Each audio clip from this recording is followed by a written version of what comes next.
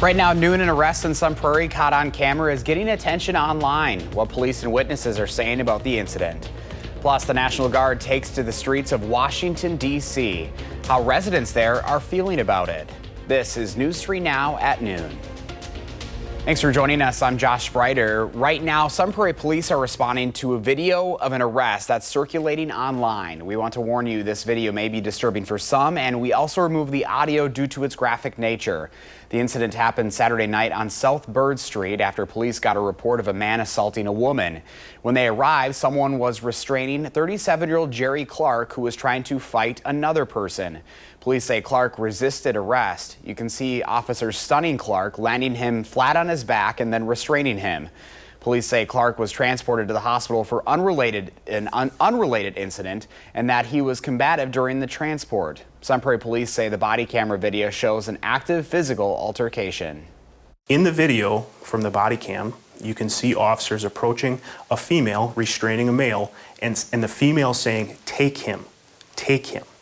That's very important because the officers, knowing what they know at the initial call, was that there was a physical disturbance.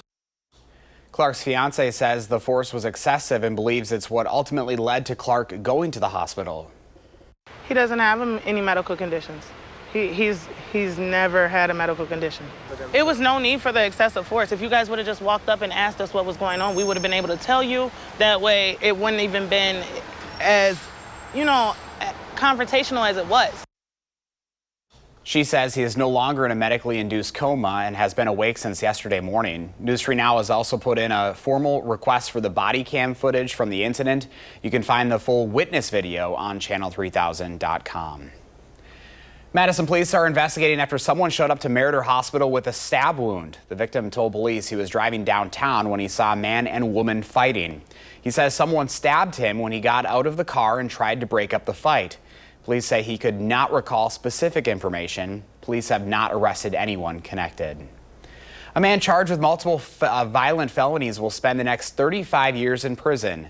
33-year-old Rondino Fleming Jr. pleaded guilty to sexually assaulting and beating a woman, attacking a massage therapist, and assaulting a Dane County deputy while in jail.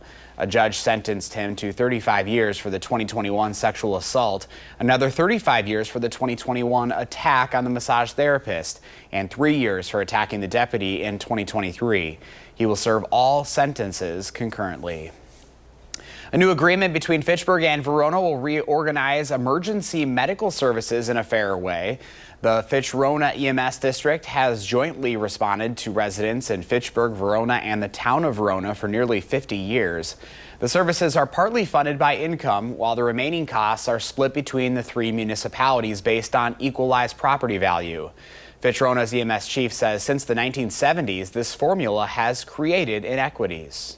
City of Fitchburg is about 65% of our calls. They're only paying about 50% of our budget, where the city of Verona, which is only about 20 to 30% of our calls, was actually paying about 45%. The new cost formula will factor in equalized property value, population, and call volume for each region. The new terms take effect January 1st. Rock County Public Health says mosquitoes in the area are testing positive for West Nile virus, the first in the county this year. The Wisconsin Department of Health Services reported the state's first confirmed human West Nile virus case of 2025 in Barron County late last month. So far, no human cases have been reported in Rock County. Most people infected with West Nile do not develop symptoms. Those who typically experience mild illness such as fever, headache, fatigue, muscle aches, and rash. Well, we're finally drying things out starting today. Meteorologist Savannah Brito is tracking the first warm forecast. Hi, Savannah. Hi, Josh. Thank you. Yeah, nice day ahead. Finally dry weather, and that stretch is going to stick around for at least a couple days before more showers return. We're at 77 this afternoon in Madison, close to 80 in Janesville. Wisconsin Dells is there. Fond du Lac at 76, a little bit cooler. It was a comfortable start to our day, and those temperatures are going to continue to rise a few more degrees. We're at 77, like I mentioned, in Madison. A lot of sun sunshine. We are seeing a little bit of cloud cover move in. That's exactly what's going to happen tomorrow. I think we might see a little bit more cloud cover than we're seeing right now. The temperature as we go through the rest of the evening, 80 at 4 p.m. and then dropping only a degree down to 79 by 6 p.m. We're tracking temperatures that are going to rise right back close to the 90-degree mark. Saturday is going to be the warmest day out of the next several. That's also over the weekend when rain is going to return. Right now, I think a couple of showers are possible by Friday, but our better chance those are going to return for over the weekend, Saturday, Sunday, and even last into early next week. So a couple of drier days ahead and then an active stretch. We'll talk about why that stretch is going to last so long coming up in just a little bit, Josh. All right, Savannah, we'll see you in Maine weather here in a bit. Thank you. Well, National Guard troops are on the streets of Washington, D.C. to help carry out President Trump's unprecedented plan to take over policing in the Capitol. CBS's Scott McFarland is asking some D.C. residents how they feel about that. One day after President Trump announced his plan, National Guard troops were deployed to D.C. streets Tuesday night, joining nearly 900 federal agents and officers that have taken posts around Washington, alongside local police who are now under the authority of the Trump administration. In D.C.'s Anacostia neighborhood, Ron Moten says crime has long plagued his community, but he and others are skeptical this is a good idea. They're tired of violence. I get it. But my only caution is one thing can lead to the next thing. You can take over our police department today, and we wake up and you take over our city. They may not give it back. They may not give it back. Top Department of Justice officials, including the Attorney General, Pam Bondi, met with D.C. Mayor Muriel Bowser yesterday, while the White House defended the 30-day takeover. We are removing as many criminals from the streets, and we are cleaning up D.C. as best as we can, and working with the Metropolitan Police Department to do that. Darrell Gaston has seen the violence up close. Those are bullet holes up there? Yeah, bullet holes. This whole window had to be replaced right here. A recent car chase and shooting damaged the outside of Gaston's restaurant. He welcomes an increased law enforcement presence, but says the community wants a longer-term plan to curb crime. We can always use more police, right? But I think having police officers that are from the community, that are trained locally, is much different than having a federal police that's not trained in community policing. D.C.'s mayor cites data which shows violent crime is at its lowest level in 30 years and had this warning about Trump's actions. I think that is what he is trying to make it normal, where citizens say the federal government should overtake local policing. We can't be desensitized to it because it's not normal. As for how long this federal takeover will last, the White House says it will reevaluate and make further decisions after this current 30-day window is up. Scott McFarland, CBS News, Washington. The Ultimate Fighting Championship is heading to the White House next year. UFC Chief Executive Dana White confirming that on CBS Mornings. White also says he spoke about the UFC event with President Trump Monday night, and more talks are scheduled. According to an anonymous White House staffer, the UFC fight is being scheduled for the 4th of July. To the Brewers now, who just keep winning. The latest game you got to see right on our sister station, TW. Last night, the Crew shut out the Pirates 14-0 at home. They're going for another sweep this afternoon. The Brewers have now won 26 of their last 30 games and 11 in a row.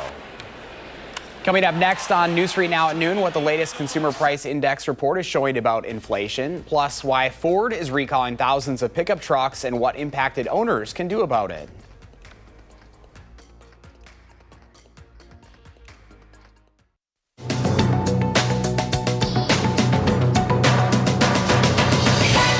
Inflation rose 2.7% in July compared to last year and 0.2% compared to June, according to the latest Consumer Price Index report. So-called core inflation, a measure that excludes more volatile food and energy prices, rose to a 5-month high, 3.1% over the past 12 months. Wall Street rallied after the numbers came in slightly cooler than economists had predicted. Food prices overall jumped 0.2% last month compared to June, while gasoline fell 0.5%. Ford is recalling more than 100,000 F-150 pickup trucks, affecting some models made between 2023 and 2025. The National Highway Traffic Safety Administration says the truck's axle hub bolts can break, which could result in a loss of driver power or cause the vehicle to roll away when the parking brake is not applied. NHTSA warns drivers may hear a clicking or rattling noise if the bolts break. Affected owners will be notified to take their trucks to a dealership for a free repair. And the wait is almost over. Taco Bell is launching its new Mountain Dew Baja Midnight flavor tomorrow. The drink combining passion fruit flavor with the original Baja Blast comes on the rocks or frozen for a limited time. Rewards members can get a free medium-sized Baja Midnight with a $5 app purchase starting Friday. That's your CBS News Money Watch report. For more, log on to cbsmoneywatch.com. At the CBS Broadcast Center, I'm Jesse Mitchell. Here's a look at the current stock numbers at the noon hour. The Dow is up 320 points. NASDAQ is down 7.5. S&P 500 up 2. Our call for action volunteers are in the building, taking your consumer complaints and taking action on your behalf. Call for action at 608-270-2833 or submit a claim anytime at channel3000.com/call for action. Pam Yankee has the farm numbers ahead, plus Savannah Brito is tracking the first warn forecast. And later on Live at 4, Lisa Briggs joins us to answer your plant and garden questions. Send them to tips@channel3000.com and she'll get the answers to you live at 4.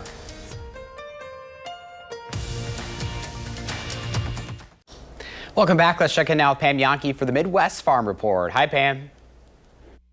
Hi, Josh. Taking you on another one of my installments of trip tour pictures. Thought we'd revisit a couple of the stops, our agriculture stops, on our recent Canadian Rockies farm tour, going across by rail from Jasper, Banff, then on to Kamloops, Vancouver, and Vancouver Island, where we found a bison producer that is out there. He's got 50 head. His name is Bob Wilson. He's been doing this for a couple decades. He got into bison production on Vancouver Island because the beef industry in Canada collapsed. If you remember the mad cow incident that was discovered in Alberta, that basically decimated the Canadian beef industry. That's what Bob had been doing. So he pivoted from beef to bison. Now, you can imagine trying to be a farmer of any type on an island is an expensive venture. You see how dry that pasture is for those bison, for example. Bob was buying feed for them in the form of alfalfa cubes to kind of get them heavied up before the winter months. And as we were speaking, there was a helicopter that went over while I was interviewing him, carrying a water bucket, trying to tamp down a fire that was less than 3 miles away from his ranching operation. We were traveling in high style. Bob cut off the top of a school bus to allow us to get out there and safely see those bison up close and personal. So, like I said, he's also pretty honest. He's not getting any younger, and he said working with bison, not exactly an easy chore. So he may be thinning down the herd over the next couple of months. Then we were on to a dairy farm just north of where the bison were. Silver Maple Dairy is a registered Holstein operation. They use robotics. They're milking about 130 cows. Now, remember, in Canada, they work on a quota system, which means the dairy farmers know exactly how much milk they should produce. If they go over, they get penalized. And so far, according to our host, Bruce, he said things are working out pretty well. And then just a couple snapshots from Victoria, where they, too, have Chinatown. It's not a big Chinatown, but it's definitely something that draws a lot of attention by the non-residents to take a look at that cultural stop. So like I said, just a little something to keep you, along for the ride as far as our tour is concerned. I've got more of those pictures up at Fabulous Farm Babe or Midwest Farm Report on social media if you want to take a look. Thought I'd toss in also today, big congratulations to the National FFA organization. Their membership has now well exceeded 1 million. 1,042,245 FFA members this year, over 9,400 chapters. And don't forget about all of the alumni, 802,412 alumni members, more than 2,000 chapters, many of which dot Wisconsin. Congratulations. What a milestone. The FFA, blue and gold, time to get recognized. Not much to recognize in the dairy markets. No change on barrel or block cheese prices today. The AA butter down another 2.5, $2.28 a pound. But yeah, and I talked to a guy this morning, Josh, from Utah. He said in Utah they are 4 inches behind normal on rain, and they don't get that much rain to begin with. So even though I know we're talking about rain in the forecast, might be better to have it than not. You know what I mean? Oh, for sure. We know how dry it can be within recent years. I know last year we had to water our yard a lot more than we've had to this year, which we haven't had to water at all. For sure. All right, Pam, good to see you this afternoon. Have a good one. See you later. And some dry weather is settling in over the next few days. Here's First Warn meteorologist Savannah Burrito with the forecast. And good thing we're drying out because we've gotten so much rain. I know. This is exactly what we got on Saturday, August 10th, 2.07 inches. That actually shattered our old rainfall total record for that day on August 10th. We were at about 1.5 inches, and we shattered that by almost 5/10 of an inch of rainfall. So we got a lot. And that wasn't the only day. We also saw a decent amount on the 9th, about 1/4, and then obviously that very heavy rain that we saw on the 10th. The 12th, we got almost 3/4 of an inch of rainfall. So over those 3 days, it wasn't a stretch of 3 days in a row. We had one day, Monday, where we really didn't see any, just trace amounts. But Janesville and Monroe did see a lot of rain on Monday. The sum, though, so far in August, this is specifically for Madison, 3.11 inches, and our average is just about over 1.5 inches. So we're nearly double that. We don't have any abnormally dry conditions except southwest of Monroe, a little sliver of southern Greene County that's abnormally dry, but I expect that to be removed later today because of everything that we did see over the last couple of days. Here's where we sit right now this afternoon: 78 in Belleville. We're at 77 in Madison, 78 in Stoughton, and 79 in Edgerton. Most of southern Wisconsin also there. We did see Wisconsin Dells reach 80. Now they're back down to 79. I still think most of our temperatures will climb up to that 80-degree mark. We got a lot of sunshine, but some clouds are moving in, so that might hinder our temperatures a little bit this afternoon, but still very beautiful outside of Platteville. This evening, we're going to see temperatures fall about 70 still by 9 p.m., but then they actually are going to fall all the way down to the 60-degree mark once we get to later tonight. Our air quality right now, we do have most of the area that's sitting under moderate air quality, but some of the area that's sitting under the green, that's places like Viroqua, Boscobel, Lone Rock, Mineral Point, Platteville, and Waukesha. Madison right now is in the good air quality. I do think once we get closer, though, to Thursday and Friday, so next couple of days, you see those areas that are sitting unhealthy for some, the orange air quality, that's actually going to move back down our way more likely than not, as you see those yellows start to move back in, which is moderate levels of smoke. So it's always something. We're not necessarily going to see rain chances increase until the weekend, but that's probably when our smoky conditions move back out yet again. As far as humidity goes, not that bad this afternoon. Our dew points are sitting right about 60. That's where we'll sit tomorrow. And then once we get closer to the weekend, that's when those levels are going to rise again and shower chances are going to return for southern Wisconsin. I think we could see a few Friday morning, but then once we head closer to the weekend, a stationary front is going to stall just to our south across northern Illinois. That'll actually allow rain chances to stick around not only for Saturday, Sunday, but even into early next week on Monday and Tuesday as well. So that time frame is looking very active. Could see some storms. We're watching that Saturday, Sunday time frame, especially Saturday, because we'll have a lot of humidity and the heat to definitely work with as temperatures climb close to the 90-degree mark. We've also got a stretch of uncomfy overnight lows. Those are going to be about 70. That's Friday, Saturday, and Sunday nights. But then they come down to about 60 again as early as Tuesday night, and that's when we're expecting clear conditions and dry weather conditions to return. So, Josh, I know that we're not needing a lot of rainfall, but like Pam said, it's better than being in a super rainfall deficit, and we saw that last summer. Yeah, it'll be nice to dry out for the next few days. I know I need to mow my lawn, and it's getting long, and it's still so wet, too. Yeah. So yeah, maybe next week. I don't know. Try to get it in tomorrow, but then if not, mid to late week next week. I'll get her done sometime. Yeah. All right, Savannah, thank you. Up next, we'll see what Howard's working on in the Mr. Food Test Kitchen. We shake hands, we shake our heads, and today we're shaking up something else, and it's not our booty. We're halfway through our week-long salute to fair foods. You know, all those classics that we find at fairs and festivals, including the ones we made this week like caramel corn and root beer dogs. And after eating all that, we sure can work up a thirst. And nothing is more refreshing than a frosty lemonade. All we do is boil some water and sugar for 5 minutes or so until the sugar is completely dissolved. Once it is, we add a good amount of fresh lemon juice and let it cool slightly before popping it in the fridge.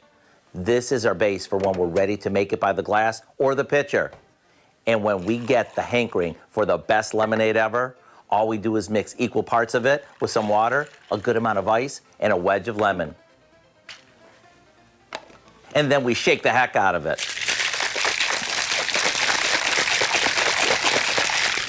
You can make a big batch in a jar with a tight-fitting lid, or just enough to quench your thirst in an individual shaker. And when you serve this up over more ice, along with any of your Midway favorites, get ready for the cool taste of the fair right at home. So why not do yourself a favor? Go online and get the recipe for our Lip Smackin' Lemon Shake-Up, so you'll be armed with a drink that's soon to become your new go-to favorite. I'm Howard with Kelly in the Mr. Food Test Kitchen, where today we found a refreshingly delicious way for you to say, ooh, it's so good. Good? Here's Savannah with a final check. Thank you, Josh. We're tracking dry weather conditions the next couple of days. It's going to be beautiful, so get out and enjoy it while you can, because we've got rain that returns to the forecast as early as potentially Friday. I think the better chances ramp up Friday night into the weekend, and yeah, that's going to stick around for early next week, but then dry weather again, Josh. All right, Savannah, thank you. Thanks for watching at noon. We're back with more Live at 4 and always streaming 24/7 at Channel 3000+.